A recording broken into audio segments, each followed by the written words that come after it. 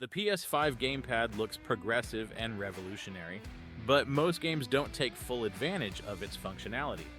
Most often it's just basic sticks and tactile vibration that repeats the sound in the game.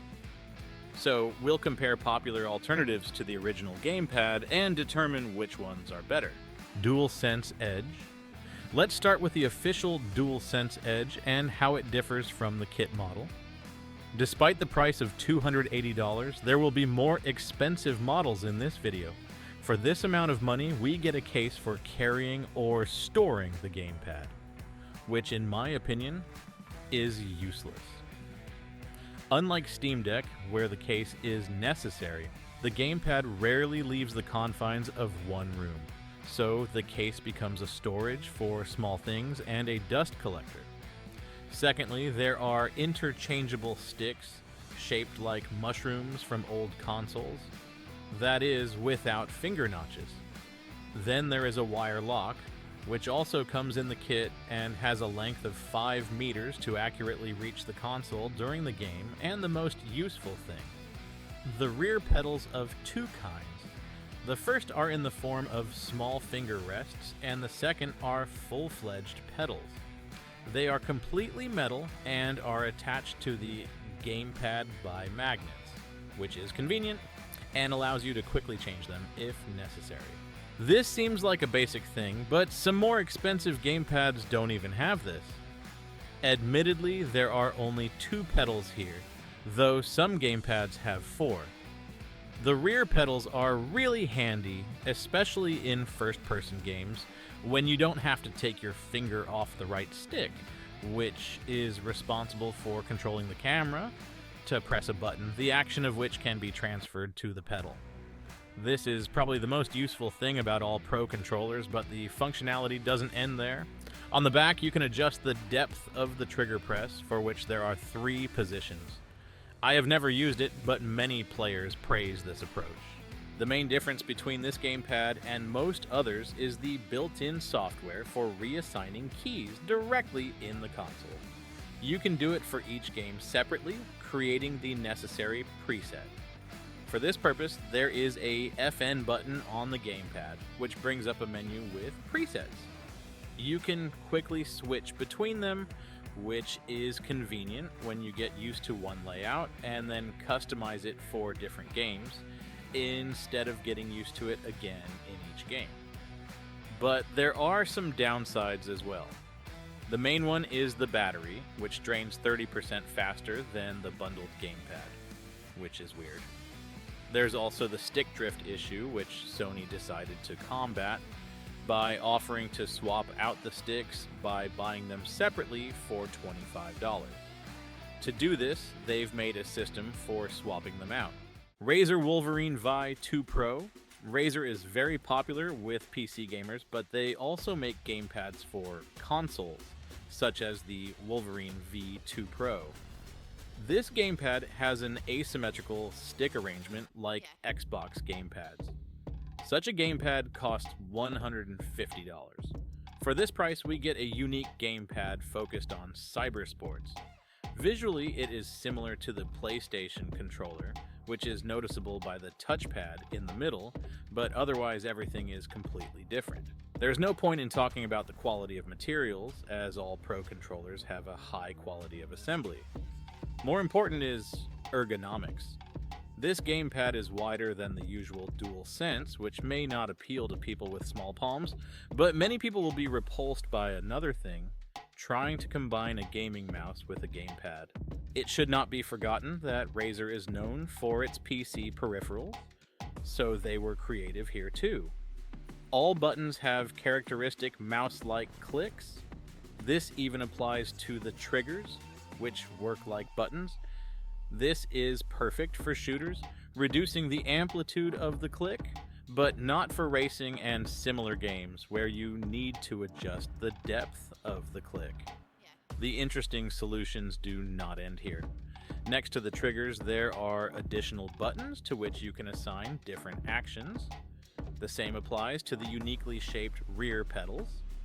Firstly, they are arranged in a row, and secondly, they repeat the shape of the pedals with bumpers. which in total gives 6 additional buttons that can be freely reassigned. This is a real must-have for hardcore gamers, but it will take a long time to get used to this control. In general, Razer tried to combine the convenient ergonomics of the Xbox gamepad with additional buttons, touchpad, and orientation on cybersports. It turned out to be interesting, but obviously not for everyone. Victrix Pro BFG. The third option is the Victrix Pro BFG. This gamepad is designed to appeal to many gamers due to its modular system.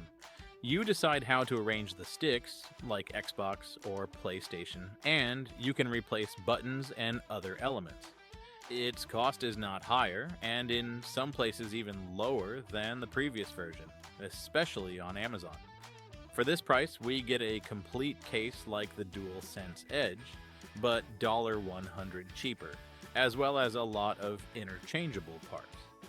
The first thing that catches your eye is the 6-button panel, which can be installed instead of the right stick for better character control in fighting games or beat maps. The interchangeable panels are attached securely with 2 screws that can be removed with the included screwdriver. You can also notice the stick rings, which make charcoal holes from the usual round ones. This helps to better control the hero in platformers or Metroidvania when you need to accurately choose the direction for jumping or moving, although you can also use the D-pad, for which there are interchangeable crosses. Also included are sticks of different heights for better first-person camera control, and a USB dongle for wireless connection to the console, although you can connect a wire and play this way. It's all done in black with purple flecks, rubberized grips, and comfortable ergonomics. In my opinion, this is the most attractive design among all gamepads for PlayStation 5 and the most functional as well. At the back, as on all Pro controllers, there are pedals built into the handles. This is an amateur's solution, but you can get used to it. Cursors can be adjusted by pressing depth. For example, for shooters, you can set a short stroke. And for regular games, you can turn on the accelerometer, which is the responsibility of the back rocker. The gamepad works not only with PlayStation 5, but also with past generations, as well as PC. For me, this is one of the best gamepads in principle, although reassigning buttons is not as convenient as on Edge. Nacon Revolution 5 Pro. It's a similar situation with the Nacon Revolution Pro 5 gamepad, which looks similar to the Victrix Pro BFG but has a richer package. However, the price for this is getting close to the DualSense Edge and is almost $250. For that price, we also get a case with various accessories, a power cable, a USB dongle for wireless connectivity, interchangeable sticks of 2 kinds, 2 different D-pads, and unique weights. These weights can be installed in the handles under the interchangeable pads to weight down the controller. I don't know who needs this, but if you want to parallel pump your arms while playing, why not? The gamepad itself fits perfectly in your hands and is shaped like DualSense, but with asymmetrical placement of the sticks like on the Xbox controller. However, you can't turn them upside down like on Victrix. The sticks are backlit, which adds to the aesthetics for gamers.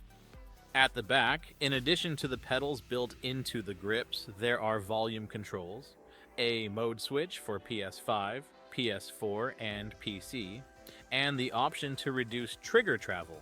The pedals feel unusual, which may cause misclicks at first, but once you get used to them, they offer great benefits.